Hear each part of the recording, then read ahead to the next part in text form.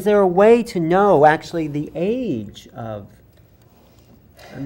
Well, there have been tests, scientific tests, looking at the surface structure of the quartz to see what type of tool marks there are to ascertain when these were made. This skull, Shonara and Max, Joanne Park's ancient crystal skull, was tested as such, and they couldn't find any modern tool marks on it, although inconclusive what that means. They just couldn't disprove it. That's one of the ways, but because of the nature of artifacts, and it's difficult sometimes, there's so many artifacts that are recreated or passed down from civilization to civilization. This could be a 1,000-year-old copy of something 10,000 years old too. Of course, there's no way to date stone. Right? Exactly. The stone itself is at least 100 million years old in terms of the quartz itself. Right. But the shape, it wasn't made by any modern tools that we know about. Exactly. So how you tell is, or how Nick told was, he put the skull in front of a lot of people, independent of each other, and he saw, and he gave them instructions in terms of how to use it, and he sat there and he looked and saw what reactions and responses people had. If it seemed on a consistent level to touch someone's soul, to move them, and have impressions of all kinds of things outside their normal set of consciousness, he deemed it a power object, an object of power, in shamanically speaking.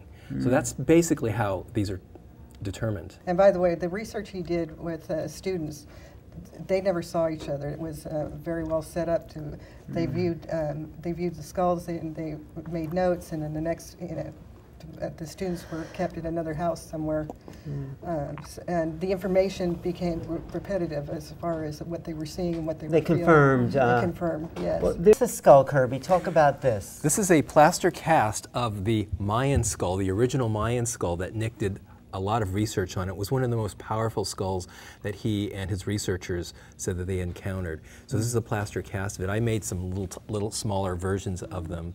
And and what happened to that original crystal skull? It was lost. It was actually traded for some legal services to a lawyer, and then it just disappeared. Was that Nick traded? No, it was the original owner who traded it. The original owner that brought it to my dad, and my dad had an opportunity to work with it and use it for, I think it was over a 3-month period or something to that effect. And then he gave it back to the owner, and then the owner, I guess, sold it or... And we lost track of it. Yeah. And there's one in the British Museum, right? A crystal skull in the British Museum, and they don't let that one out. I don't think so. No. There's one in the Smithsonian and one in the Paris Museum. Oh, really? And that's why the other thing that's so important here is, like Sherry was saying, that Shonara or Synergy can go back to the Yucatan or Mexico because these people would want to take the skulls. But we're doing something with the skulls. They're meant to be with us or they wouldn't be. Right. You've got the skulls in the British Museum and the Smithsonian and other places that nobody has access to them for any healing, planet, personal, or otherwise. Good point. Huh. So you know what's so weird about this skull? It has the shape of a human. I mean, it's like I was saying, the sutures, the irregularities in the actual skull. Whoever made this, put that into this skull. It's so... I do think that they were created at a time when human form was more fluid than it is now, and if there's records in there, and I think there are, I've seen it, like what Kirby and Michelle say, it's very consistent experiences over a wide range of cultures and people. That information is in there about our past. Now, you sit down with an astronomer that knows how to ask questions about the solar system. I don't know anything about it, but the skull does. How does this, so... The information's in there. It's in that skull, too. Just like any computer, their computers have, quartz chips in them for running all kinds of things. My father also believed that they were, that they acted like computers, and this is many, many years before we had cell phones and the internet and, and all these things that are available to us today.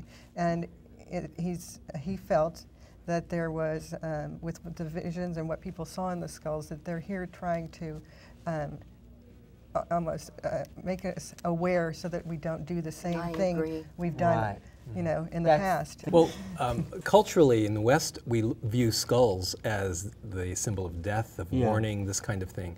But in shamanic cultures, it is actually the opposite, where the skull is representing new beginnings, new life. So And remembering how Yes. precious life is. Don't waste a day of it.